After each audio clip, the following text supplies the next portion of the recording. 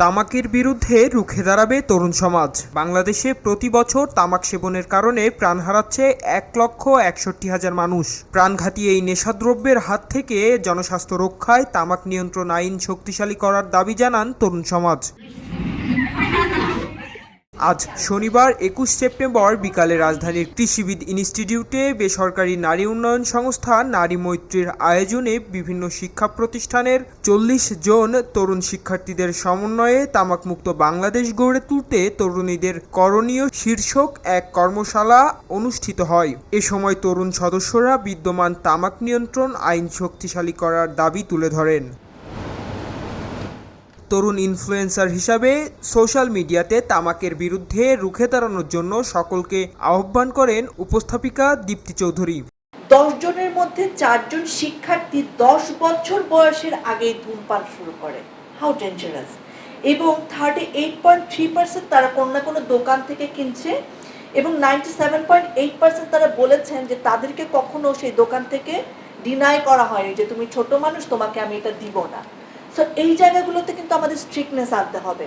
আমি আজকের আইন দেখলাম যে এটা নাকি আমাদের স্কুলের এরিয়াতে রাখা উচিত না, কিন্তু এভরি স্কুলের বাইরেই কিন্তু এরকম ভ্যান্ডার্স রয়েছেন যারা পান সিগারেট বিক্রি করেন।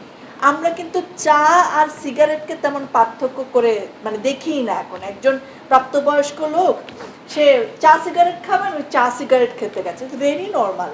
কিন্তু আমার বা আপনার সিগারেট খাওয়ার জন্য একটা কৌতূহল জন্মেছে, কিন্তু হিরোইন কিংবা ফেন্সিডিল খাওয়ার জন্য তো হয়নি, তাই না?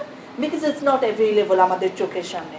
সো এই জায়গাগুলো, এরপরে ভেইপ, এখন তো ভেরি কম। এটা তো সিগারেটটা তো মানুষ একটু লুকিয়ে খায়, আড়ালে গিয়ে খায়, ভেইপটা এখন আড়ালে গিয়েও খায় না।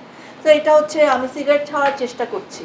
তামাক মুক্ত বাংলাদেশ গড়তে তরুণ সমাজ যথার্থ ভূমিকা রাখবে বলে মনে করেন প্রধান অতিথি যুব উন্নয়ন অধিদপ্তরের মহাপরিচালক ডক্টর গাজী মোহাম্মদ সাইফুজ্জামান।